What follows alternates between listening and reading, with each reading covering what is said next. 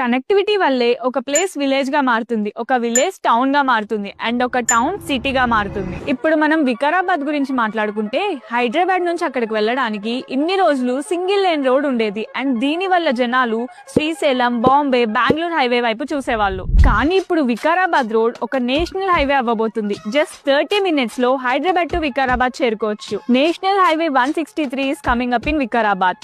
ఇప్పుడు ఆప్షన్ లో ఉన్న వికారాబాద్ నెక్స్ట్ కమింగ్ 5 years లోపు ఆబ్వియస్ చాయిస్ అవుతుంది. ఎందుకంటే వెస్ట్ సైడ్ ఆఫ్ హైదరాబాద్ అంటే గచ్చిబౌలి, కోకాపేట్, శంకర్పల్లి, ఆల్మోస్ట్ చీరాల వరకు అన్ని డెవలప్ అవుతూ వచ్చాయి. అండ్ నవ్ వెస్ట్ సైడ్ ఉన్న ప్లేసెస్ లో best option Vikarabad. And generally మనం ట్రిప్స్ కోసం ఊటీయో, కేరళనో, కొడైకెనాలో వెళ్తే మనం కూడా ఇక్కడే సెటిల్ అయిపోతే బాగుండు కదా అనిపిస్తుంది. బట్ జాబ్స్ అండ్ బిజినెసెస్ లాంటి మంచి ఆపర్చునిటీస్ అనేవి ఉండవు. సో ఆబ్వియస్లీ మనం ఉండలేము. అండ్ ఆ డ్రీమ్ ని కూడా ఫుల్ఫిల్ చేసుకోవడానికి Vikarabad is the best option అని చెప్పొచ్చు. అనంతగిరి హిల్స్ లాంటి నేచర్ కి దగ్గరగా ఉన్న ప్లేసెస్ లోనే ఇప్పుడు మనం కూడా సెటిల్ అవ్వచ్చు. And investment of 3200 crores by Indian navy VLF station and national highway construction వల్ల మంచి ఫెసిలిటీస్ అండ్ గుడ్ ఆపర్చునిటీస్ కూడా వస్తాయి. ఒకవేళ మీరు కూడా వికారాబాద్ లో ఇన్వెస్ట్ చేద్దామని ప్లాన్ చేస్తుంటే వికారాబాద్ అని కమెంట్ చేయండి. అక్కడ ల్యాండ్ ఇన్వెస్ట్మెంట్ కి ఉన్న బెస్ట్ ఆప్షన్స్ ని మీ DM కి పంపిస్తాం.